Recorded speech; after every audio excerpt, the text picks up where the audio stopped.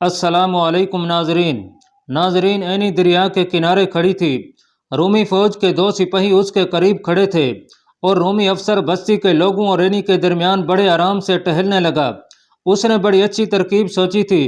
कोई माँ बर्दाश्त नहीं कर सकती थी कि उसकी औलाद को उसकी आंखों के सामने इतने पुरशोर दरिया में फेंक दिया जाए। और शीश और उसकी बीवी के जज्बात सगे माँ बाप वाले तो हो ही नहीं सकते थे। तवक्को यही थी कि लड़की की सगी माँ अपनी बेटी को बचाने के लिए दौड़ी आएगी, मगर वहां जो हुआ उसकी तो किसी को तवक्को ही नहीं थी। हुआ यह कि बस्ती के एक पहलू से एक घोड़ा सर पर दौड़ता निकला। सब ने उधर देखा। घुड़सवार रोमी फौज की उस पार्टी का ओहदेदार था। उसका रुख ऐनी की तरफ था। फासला बहुत ही थोड़ा था। ऐनी होशियार, घुड़सवार ने पुरजोश आवाज में कहा। लड़की ने उधर देखा। सवार सरपट दौड़ते घोड़े से लड़की की तरफ झुका और दायां बाजू उसकी तरफ फैलाया। लड़की ने दोनों बाजू फैला दिए। किसी को कुछ सोचने की मोहलत ही ना मिली। दोनों सिपाही जिन्हें उनके अफसर ने लड़की के पहरे पर खड़ा किया था कुछ समझ गए और दोनों घोड़े के आगे आ गए, लेकिन घोड़ा उन तक पहुंच चुका था। उसने दोनों को ऐसी टक्कर मारी कि एक तो लुढ़कता हुआ दरिया में जा गिरा और दूसरा दूसरी तरफ गिरा। उसमें उठने की हिम्मत ही नहीं रही थी। घोड़े की रफ्तार और तेज हो गई और जब घोड़ा आगे निकला तो लड़की किनारे पर नहीं थी, बल्कि सवार के पीछे बैठी हुई थी और उसने दोनों बाजू सवार की कमर के गिर्द लपेट लिए थे। फौजियों के घोड़े एक तरफ खड़े थे। उनके अफसर ने ताकुब का हुक्म दिया, लेकिन ताकुब महज बेकार था। नाजरीन, उस फौजी ओहदेदार का नाम बिन सामिर था। जवान साल और बड़ा ही खूबरू आदमी था। वो जब गश्त पर निकलता तो इस बस्ती में ऐनी से मिलने जरूर आता था। रूमी अफसर गुस्से से बौला होने लगा। उसने होरशीस और उसकी बीवी को देखा। उनके चेहरों पर रंज या अफसोस का कोई खास तासुर नहीं था। उस अफसर के लिए यह मालूम करना कि ऐनी किसकी बेटी थी बहुत ही मुश्किल था, लेकिन जिस माँ और जिस बाप की वो बेटी थी वो कैसे बर्दाश्त कर लेते कि उनकी बेटी को एक फौजी ले गया है। ऐनी का बाप अफसर के पास आया और उससे पूछा कि यह घुड़सवार कौन था जो उसकी बेटी को ले गया है। सही बात सामने आ गई। रूमी अफसर ने उन लोगों से मालूम कर लिया कि बड़ा पादरी कहाँ रहता है और उसके साथ इस किस्म की कार्रवाइयों में कौन कौन होता है। लोगों ने रूमी अफसर को यह सारी मालूमात दे दी और शीश ने माही गिरों के सरदार का नाम भी बता दिया। रूमी अफसर ने उसी वक्त वहां से अपने सिपाहियों को इकट्ठा किया और उस बस्ती की तरफ घोड़ों पर सवार होकर चला गया जिसमें बड़ा पादरी रहता था। पादरी वहां मिल गया। उसके 3-4 चेले भी उस बस्ती में रहते थे। उन सब को गिरफ्तार कर लिया गया। उसी रात रोमी अफसर उस बस्ती में पहुंचा जहां माही गिरों का सरदार बाबा रहता था। उसे भी गिरफ्तार कर लिया गया। दूसरे दिन रोमी अफसर चंद एक घुड़सवार सिपाहियों के साथ फिर इस बस्ती में जा पहुंचा जहां लड़की की कुर्बानी दी गई थी। अब उसके साथ फौज का एक बड़ा अफसर भी था। इसके अलावा उसके साथ बड़ा पादरी, पादरी के 3-4 साथी और माही गिरों का बाबा भी था। ये सब जंजीरों में बंधे हुए थे और उनके पैरों में बेड़ियां थीं। बस्ती की सारी आबादी को बाहर निकाल लिया गया। जंजीरों में बंधे हुए मुलजमों को दरिया के ऊंचे चट्टानी किनारे पर खड़ा कर दिया गया। इन्हें गौर से देखो, बड़े फौजी अफसर ने लोगों से कहा और पूछा, क्या यही हैं वो लोग जिन्होंने पहले एक लड़की को यहाँ से दरिया में फेंका था और फिर होरशीस की बेटी को भी दरिया में फेंक दिया था? यही हैं। ये होरशीस की आवाज़ थी। यही हैं। 2-3 और आवाज़ें उठीं। सब बोलो। रूमी अफसर ने कहा, हाँ यही हैं। सारी आबादी बोल उठी। अफसर ने सर से इशारा किया। कई एक सिपाहियों के पास तीर और कमानें थीं। अपने अफसर के इशारे पर उन्होंने कमानों में तीर डाले और दूसरे ही लम्हे ये तीर मुजरमों के जिस्मों में दाखिल हो चुके थे। उनमें से कुछ इस तरह गिरे कि बुलंद किनारे से दरिया में जा पड़े और जो 1-2 किनारे से हट कर गिरे उन्हें सिपाहियों ने पाँव की ठोकर से दरिया में फेंक दिया। नाजरीन, उस वक्त बिन सामिर और ऐनी वहां से बहुत दूर रेगिस्तान में जा रहे थे। ऐनी बिन सामिर के पीछे घोड़े पर बैठी थी। मुझे सिर्फ अपनी माँ का ख्याल आता है, ऐनी कह रही थी। रूमी फौजी उन्हें मार डालेंगे, कुछ तो कुर्बानी देनी पड़ती है। ऐनी बिन सामिर ने कहा, मेरे भी माँ बाप हैं और ये भी देखो कि मैंने अपने आप को मौत के मुंह में डाल दिया है। मैं जब पकड़ा जाऊंगा तो मुझे जलाद के हवाले कर दिया जाएगा। एक तो मैंने फौजी कानून की खिलाफ वर्जी की है और फौज के 2 सिपाहियों को मार आया हूँ। वो जो 2 सिपाही मेरे घोड़े के आगे आ गए थे वो जिंदा नहीं रहे होंगे। अब पीछे ना देखो, आगे का ख्याल करो। मैं तुम्हें किप्ती ईसाइयों के बड़े पादरी बिन्यामीन के पास ले जा रहा हूँ। वो कोई रास्ता दिखा देगा। बिन सामिर और ऐनी को एक रात रास्ते में गुजारनी पड़ी और अगले रोज वो बिन्यामीन के पास पहुंच गए। क्या कर आए बिन सामिर? बिन्यामीन ने पूछा। ये लड़की कौन है? अपने अकीदे के लिए तो कुछ नहीं किया, बिन सामिर ने जवाब दिया। अपनी जात और अपने जज्बात के लिए बहुत बड़ा खतरा मोल लिया है।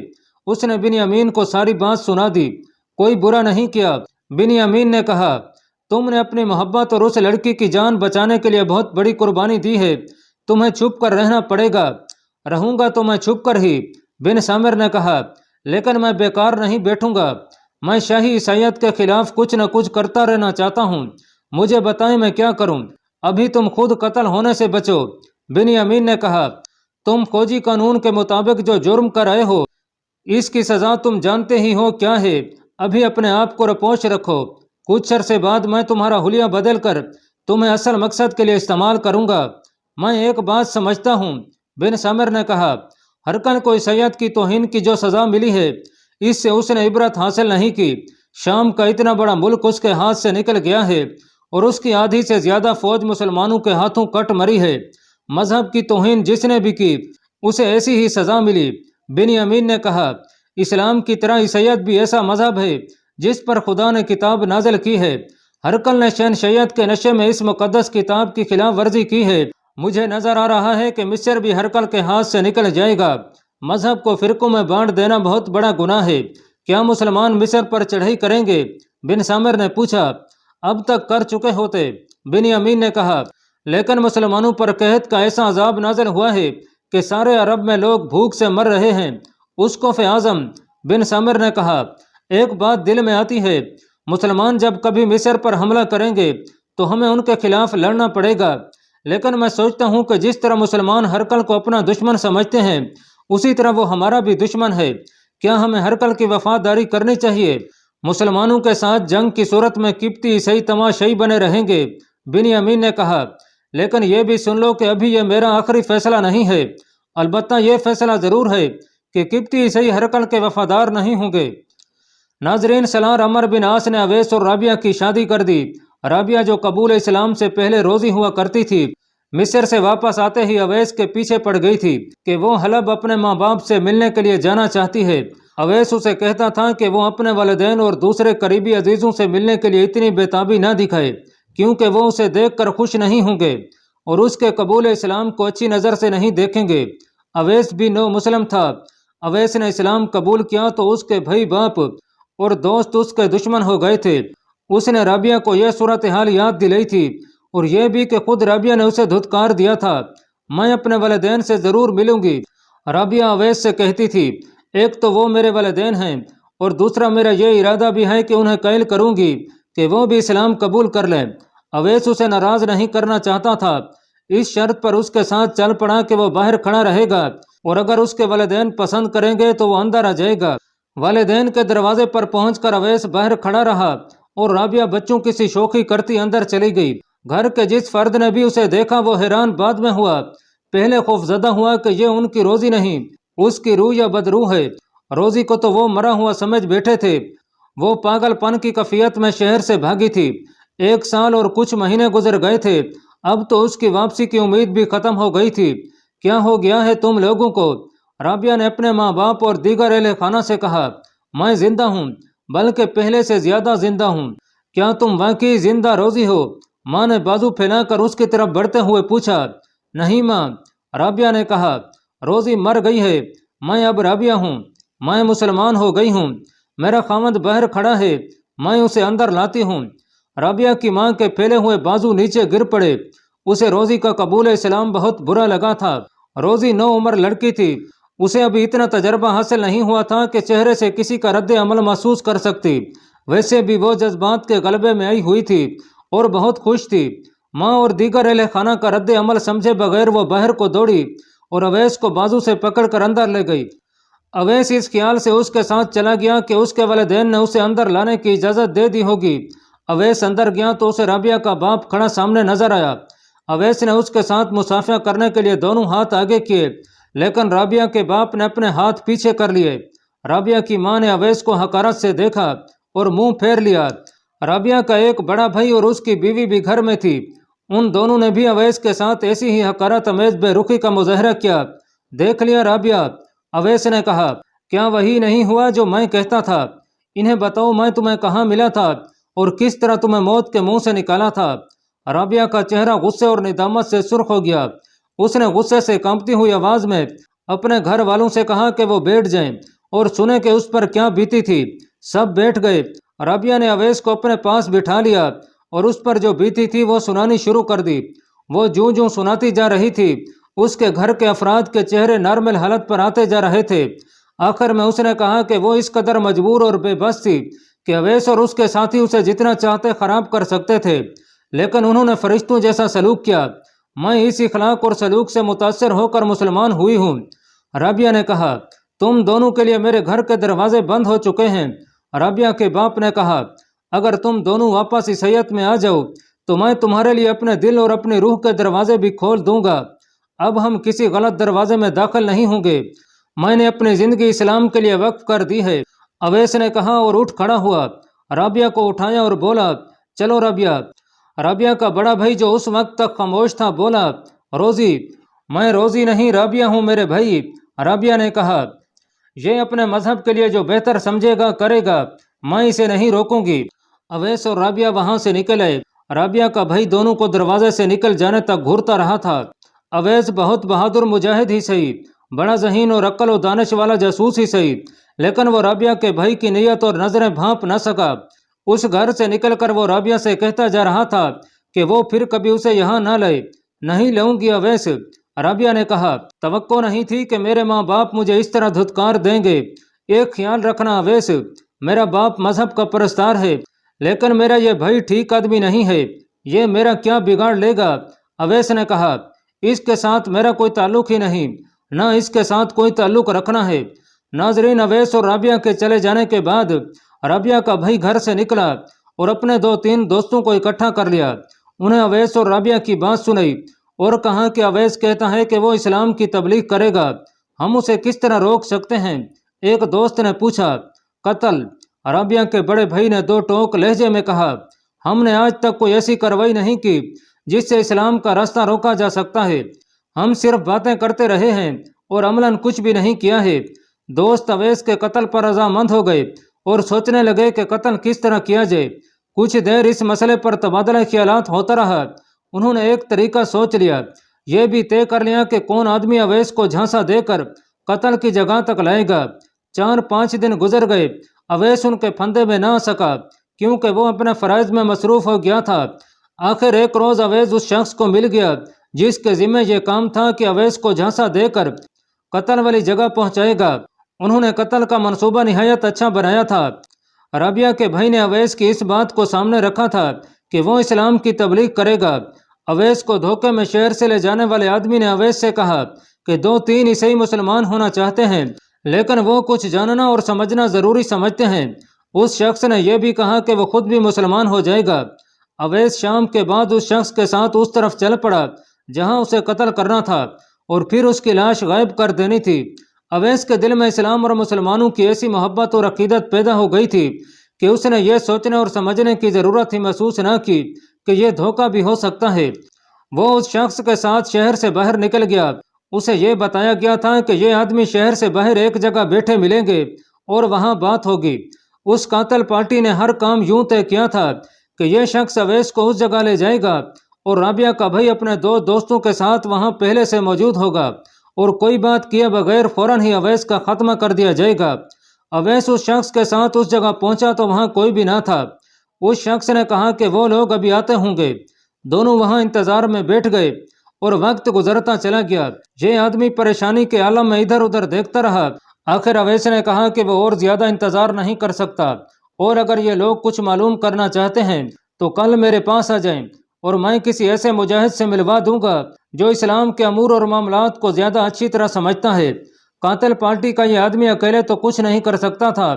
وقت اتنا گزر گیا تھا کہ خود اس شخص نے محسوس کیا کہ اب انتظار بیکار ہے۔ دونوں وہاں سے واپس آ گئے اور اویس اپنے ٹھکانے پر چلا گیا۔ میرا بھائی بہت ہی بیمار ہو گیا ہے، رابعہ نے اویس کو بتایا۔ تھوڑی دیر پہلے ان کے پڑوس میں رہنے والی ایک عورت ادھر سے گزری۔ عورت میرے پاس رک گئی اور اس نے بتایا کہ تمہارا بھائی 3 دنوں سے کسی ایسی بیماری میں مبتلا ہے کہ کسی سیانے کو پتہ نہیں چلتا کہ بیماری کیا ہے۔ 2-3 दिनों में ही वो आखिरी वक्त तक जा पहुंचा है और हो सकता है आज की रात उसकी जिंदगी की आखिरी रात हो। मुझे समझ नहीं आती कि भाई को देखने जाऊं या ना जाऊं। जाना चाहती हो तो मैं नहीं रोकूंगा, अवैस ने कहा। मुझे साथ ले जाना चाहो तो मैं भी चला चलूंगा। राबिया को अपने घर से धुतकार कर निकाला गया था, लेकिन वो आखिर बहन थी, उससे रहा न गया और वो उसी वक्त अवैस को साथ लेकर अपने भाई को देखने चली गई। उसे किसी ने उस घर में आने से रोका नहीं, शायद इसलिए कि उसके भाई पर नज़ा का आलम तारी था। भाई की बीवी, उसकी माँ और बाप रो रहे थे। भाई ने राबिया से पहले अवैस की तरफ देखा और उसकी आंखें बंद हो गईं। फौरन ही भाई की आंखें खुली। उसने एक हिचकी ली और उसका चेहरा एक तरफ ढलक गया। वो मर चुका था। अवैस को तो मालूम ही नहीं था कि इस शख्स ने उसे कत्ल करने के लिए फंदा लगा दिया था और अवैस उस फंदे में चला भी गया था। लेकिन अल्लाह का कोई बंदा अल्लाह के इरादों को नहीं समझ सकता। राबिया के आंसू बहने लगे। माँ बाप ने उसकी तरफ तवज्जो ही ना दी। उनका जवान और शादीशुदा बेटा मर गया था। अवैस राबिया को वहां से ले आया।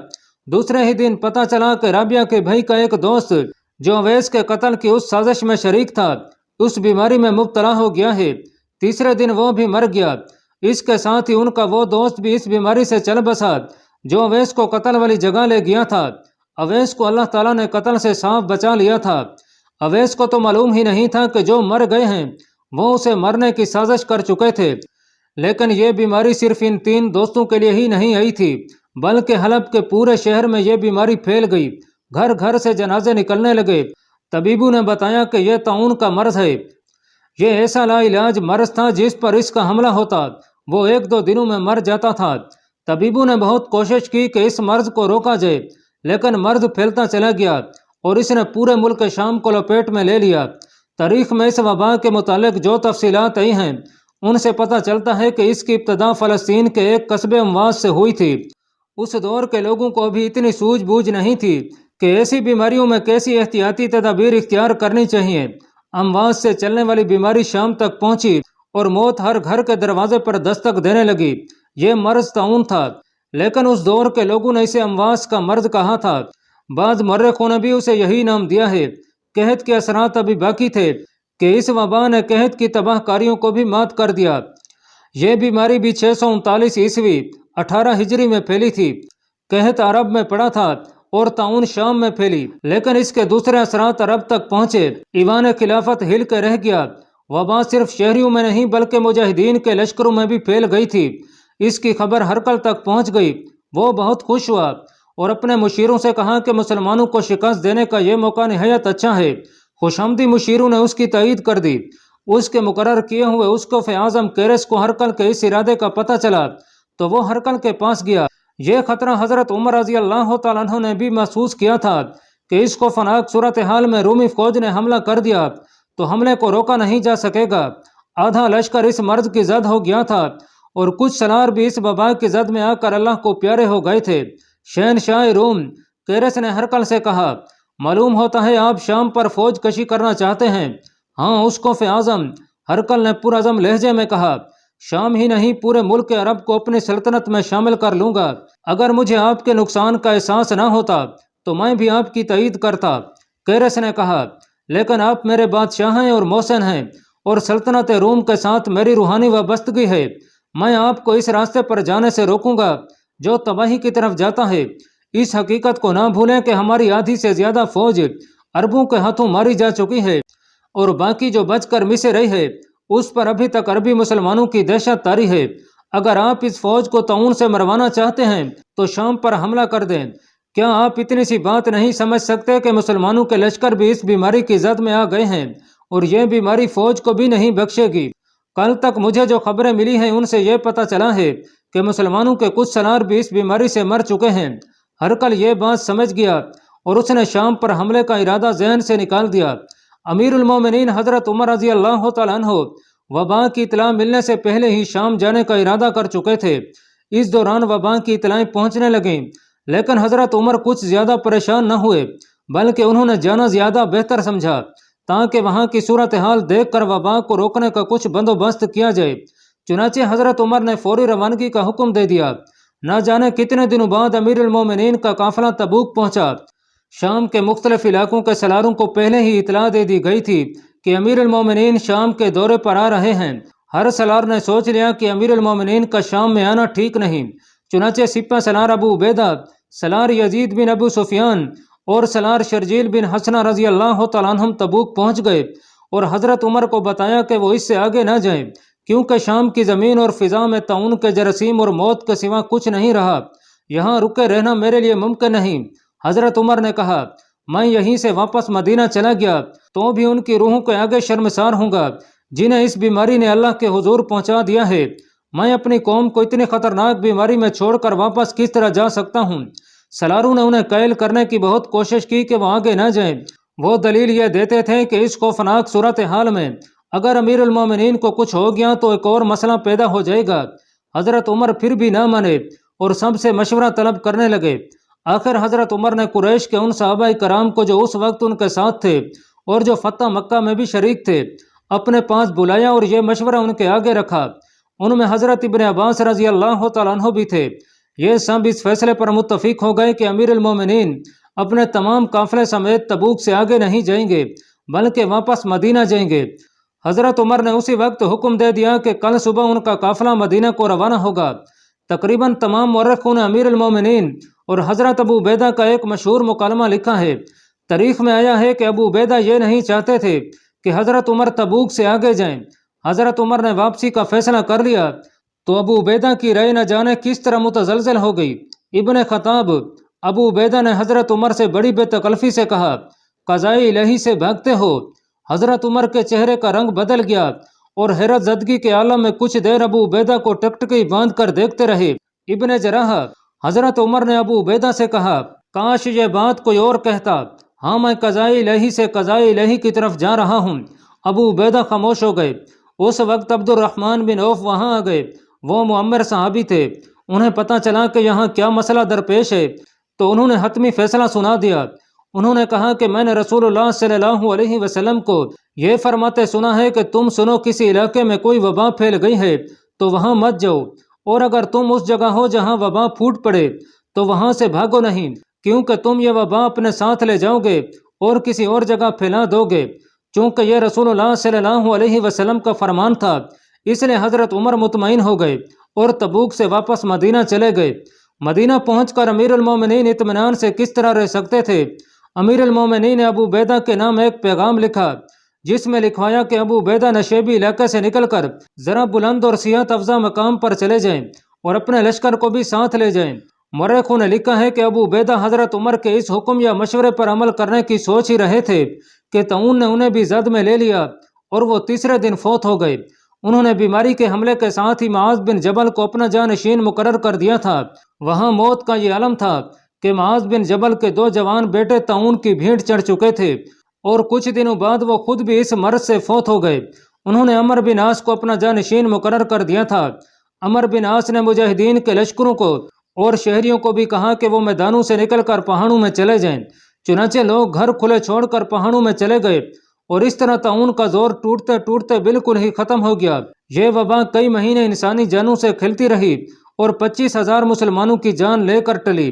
جو سالار فوت ہوئے ان میں ابو عبیدہ، معاذ بن جبل، یزید بن ابی سفیان، حارث بن ہشام، سہیل بن عمر اور عقبہ بن سہیل رضی اللہ تعالیٰ عنہم خاص طور پر شامل ہیں۔ حارث بن ہشام کے خاندان کے 70 افراد اور حضرت خالد بن ولید رضی اللہ تعالیٰ عنہ کے خاندان کے 40 افراد اس وبا میں فوت ہو گئے۔ اللہ پاک کمی بیشی معاف فرمائے۔ اللہ آپ کا حامی و ناصر ہو، آمین۔